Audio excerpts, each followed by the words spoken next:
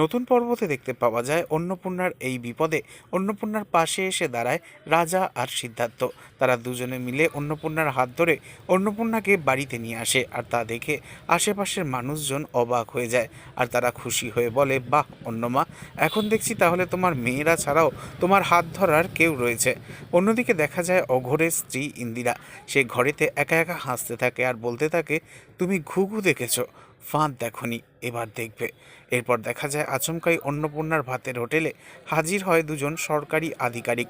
তারা এসে দাবি করে, আমরা ফুড সেফটি ডিপার্টমেন্ট থেকে এসেছি, আপনাদের নামে অভিযোগ আছে, আপনারা খদ্দেরদের বাসি খাবার খাওয়ান।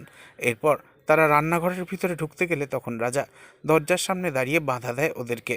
আর তা দেখে তো তারা ভীষণ রেগে যায় এবং বলে, কি আপনি বাধা দিচ্ছেন যে? তখন রাজা বলে, যার হোটেল তার একবারও পারমিশন নেবেন না?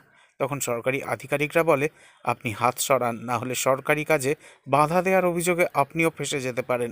তাই বেশি হিরোগিরি দেখাতে আসবেন না, পথ ছাড়ুন বলছি। এরপর দেখা যায় তারা ভিতরে ঢোকে। তবে কি এভাবেই অন্নপূর্ণা একদিন রাজা আর সিদ্ধার্থকে নিজের জামাই বানিয়ে ফেলবে? কোন দিকে যেতে চলেছে গল্পের নতুন মোড়? নেক্সট আপডেট জানতে এক্ষুনি সাবস্ক্রাইব করে আমাদের সাথেই থাকুন। ধন্যবাদ।